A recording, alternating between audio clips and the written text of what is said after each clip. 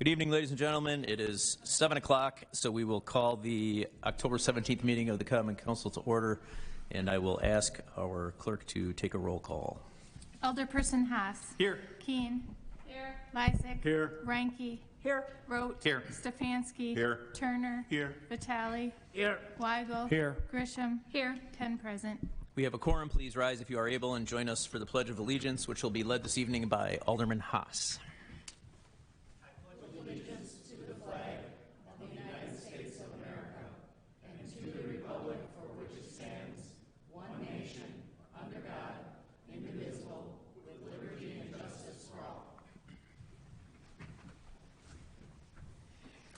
Okay, we will move on to Part D of our agendas. We have 2 public hearings this evening, and I will ask the clerk to read public hearing number 1.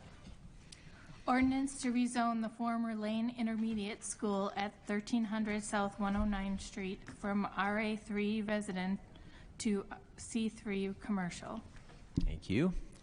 Mr. Scher, when you're ready. Thank you, Mayor. This is a rezoning ordinance that requires a public hearing. It's been before our Plan Commission and properly noticed within the paper, and property owners within 200 feet have been notified. Lane School is a former intermediate school under the control of the West Dallas West Milwaukee School District. The rec department is interested in establishing another rec facility on the northwest side of the city within this location. This is the existing bird's eye view with Highway 100 on the top, 109th Street on the lower part of the screen, and then Washington to the left. And the property is about 4 acres in size. And the proposal is to actually demolish a sizable portion of the building, however, keeping the gymnasium, which is the newest portion of that building, and then repurposing the rest of the site with 2 phases of additions, which would accommodate swimming pools and warm water pool, some other exercise rec facilities within that building. The issue is that indoor recreation is not a permitted use within the RA3, the existing zoning district, RA3 Residence District. Residence districts in this case allow residential uses like homes, schools, daycares, religious institutions, and parks. Whereas the rec facilities use is only allowed in a commercial zoning district. So thereby the request for a rezoning from RA3 to C3. Other properties within the area are also zoned C3, primarily along the Highway 100 corridor. And this is the future land use map. It's indicated, the green area is indicated as public, semi-public, which it is an institutional use, so it's fitting. And then commercial overlay of a zoning would be placed over the top of that per the request, and to assimilate with the rest of the corridor. So we looked at a number of different options, one of which was actually amending the language of the ordinance to allow indoor recreation within the text of the RA3 district. However, just given the context of this area along the Highway 100 corridor, being part of the Highway 100 planning study, corridor study, that was done a number of years ago, we feel it's most fitting, and we feel that actually rezoning this land to C3, to commercial, could be somewhat of a catalyst for redevelopment. Not only this site, but surrounding areas nearby. Per the Highway 100 corridor plan was a vision for the intersection of Greenfield and Highway 100 with some additional mixed-use development and so on. Just sort of diversifying the mix of uses along the corridor was a big focus of that plan, and creating more walkable, connected destinations along the way. So the Plan Commission reviewed the rezoning request at last month's Planning Commission. They recommended approval, and again, it's been published. We've received no objections from abutting property owners. Thank you. Thank you, Mr. Scher. Are there any questions on this public hearing from the members of the Common Council? Mayor Devine. Alderwoman Keene. There's only a certain portion that's going to be used for the new building, correct? Yes. And then the remaining part of Lane is, what's the part that's not going to be occupied?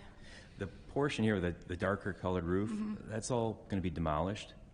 And the part that will remain is this lighter colored roof here. And then there's going to be 2 phased additions off the south side of that existing gym facility here to accommodate just some additional recreational space indoors. And then the yellow area That's is, surplus land to be left over. They don't have a plan for that. It could be redeveloped. It could be sold. so if it was redeveloped and sold, then that portion would be put back on the tax roll, correct? It certainly could. Not to say that it couldn't be purchased by another entity or used by the school district, which is not taxed. So, yeah. Thank you. Thank you. Any other questions on this public hearing from the council? Mayor Devine? Alderman Weigel. Steve, I mean, I think we have an idea of it's a rec facility. Do we have an idea of how many jobs? I mean, it's not really going to be a job creator. It's more a quality of life thing, but there's got to be, I don't know, a dozen FTEs there? Do we It would know? be very similar to the rec facility on 68th and Arthur now, and we do have representatives here from the, I believe, the school district. They answer that question, but it would be very similar. And I don't have the number offhand. What's at the rec facility, but perhaps we could follow up with Michelle, at recess and find out what that number is. Thank you. Any other questions from the council? Okay, seeing none, are there any members of the audience with questions on public hearing number 1?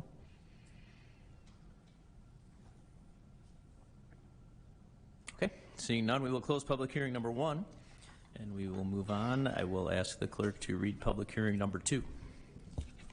Resolution to approve the year 2024 operating plan for the Downtown West Allis Business Improvement District and to adopt the special assessment method as stated therein.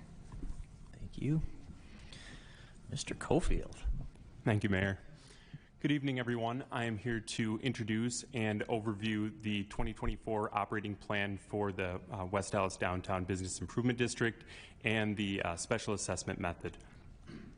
So a quick overview of the boundaries of the West Allis bid. It is from 76th and Greenfield is the westernmost portion, and it goes east to 70th Street and Greenfield, and then it goes north and south about a quarter of a block, catching those adjoining businesses. On 70th Street, it does go north to about the MATC campus and then south to Orchard Street. So as part of the requirement for the operating budget and operating plan, the bid is required to submit their summary of accomplishments for the year, their goals for the upcoming year, as well as their budget. So I just wanted to include some of their accomplishments for 2023. These are not all of them, but just a few of them. So they did attract a number of new businesses to Greenfield, and we also did see a few expansions, which is great to see.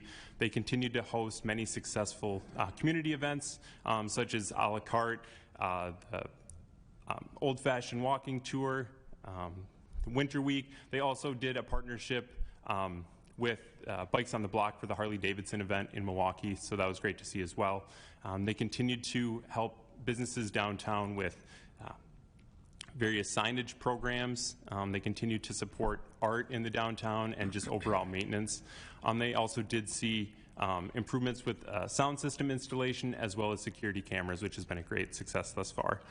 And again, these are just a few of the many accomplishments that they had for the year. So for the upcoming goals for 2024, they had many laid out in their operating budget, but they can really be summed up in 4 broad goals. The first one being grow economic mix and vitality, so continue to add high-quality, diverse businesses to the downtown, which I feel like they're on a great path for that, so it's just continuing that momentum.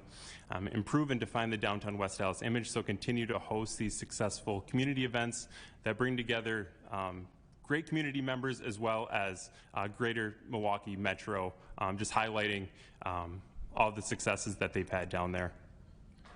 Third being expand outreach to residents, schools, and community partnerships.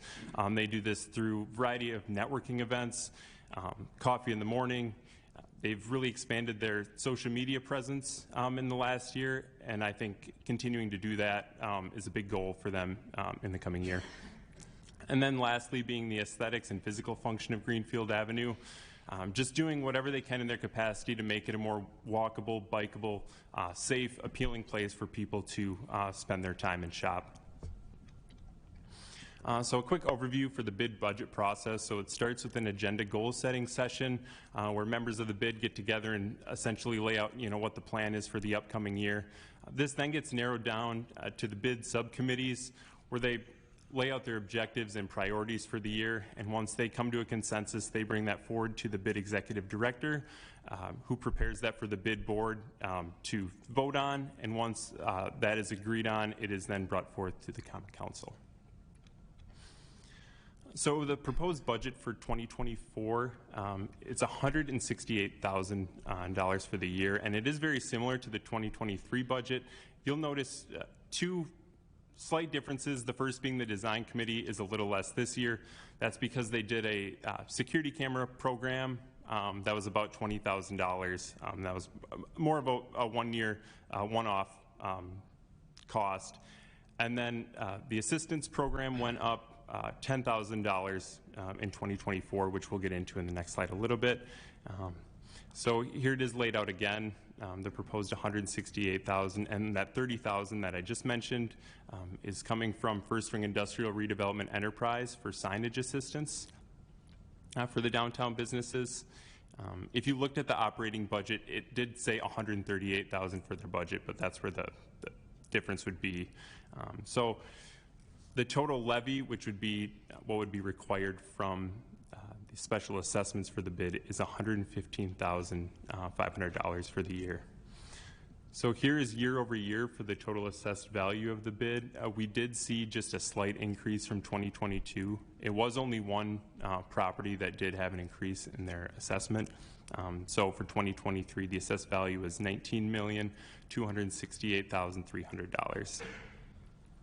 And so the proposed special assessment levy for the year is $5.99 per $1,000, and that is what all of the businesses that are included in the bid would be paying. And I did also want to clarify, seeing this as a public hearing, that all the businesses that are included in the bid did receive notice of this tonight. So with that, I will gladly take any questions or comments. We also have Diane Einecker representing the bid here tonight, who can help assist in some of these questions as well. Thank you. Thanks very much. Are there any questions from the Common Council on public hearing number 2? Mayor Devine, Alderman Weigel. Not a question, but a comment. As a resident of the downtown, a property owner, and a former business owner in the downtown, I'd like to thank the bid for the work that they do. If you think of our downtown as being healthy and vibrant, and you compare it to other communities, I think we can thank the bid and their operations, and I want to say their West Dallasness in the way they operate. They're not big spenders. They keep things kind of close to the bone and do things kind of roll up the sleeves and do things the old-fashioned way, which is how I see West Dallas. But again, obviously I'm full. We say Gesundheit, it's Milwaukee. But as I pay that assessment on my property that I own, and I'm happy to pay it because I think it's a very valuable. I think it's a real asset for the community. So, thank you. Thank you. Are there any other questions from the council on public hearing number 2? See none. Are there any comments, questions from the members of the audience on our second public hearing this evening? Okay, seeing none, we will close public hearing number 2. We will move on to item E, which is citizen participation. This is when the council may receive information from members of the public. During this 30-minute period, each speaker must announce their name and address, and we ask that you limit your comments to one statement of no longer than 5 minutes. The council cannot take action on the topics raised by the speakers because they would not be properly on the agenda and cannot discuss the topics. Does anybody wish to address the council under citizen participation this evening?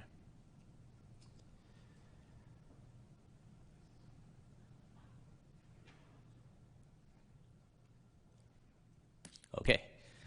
We will close citizen participation and move on to item F, which announces our standing committees that will be meeting during recess.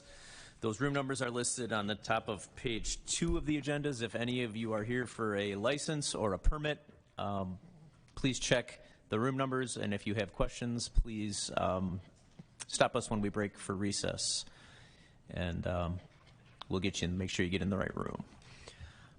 Moving on to the mayor's report this evening.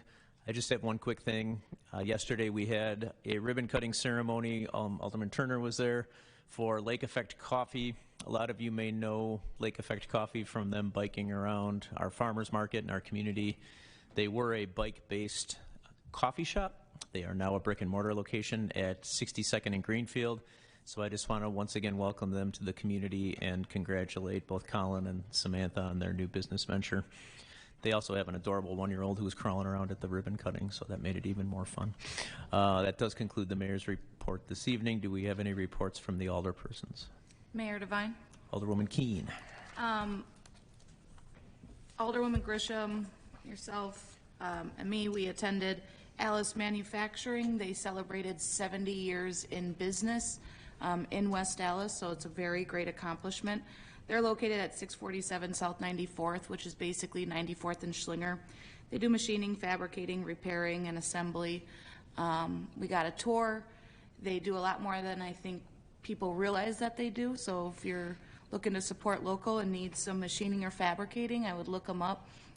We had a great event. They had Double B's Barbecue there and Ope, and they have a really great mural on the back of their wall. So if you're traveling on the freeway, you might see it, and it's all items that represent their history as West Allis history, like windmills. Excalibur. Most people don't know the vehicle Excalibur. They have ties to that. The Oscar Mayer Wienermobile. They worked on some of that, so all those little whistles we can thank them for. They didn't make the whistles, but the truck. So we just wanted to wish them, congrats on 70 years and wish them many more years of successful business. Thanks. Any other alderpersons' reports this evening? Seeing none. Mayor Devine, Alderman Lysick. I move for approval of the minutes of October 3rd, 2023. Second. There's a motion and a second. Were there any changes or corrections to the minutes? If not, all in favor, please say aye. Aye. Any opposed? Ayes have it. The minutes are approved. We have no standing committee reports this evening. Mayor Devine, Alderman Lysick. is there any item on the consent agenda that any of the members of the council would like to have acted upon separately? If not, I move for approval of the consent agenda as presented. There is a motion and a second. If there is no discussion, I will ask the clerk to call the roll. Alderperson Haas. Aye. Keene. Lysick. Aye. Reinke. Aye. Rote. Aye. Stefanski. Aye. Turner. Aye. Vitale. Aye. Weigel. Aye. Grisham. Aye. 10 in favor, 0 opposed. Motion carries. Mayor Devine, Alderman I Lysick. move that we stand in recess until conclusion of the committee meetings. Second. There's a motion and a second. All in favor? Aye. Any opposed? We are in recess.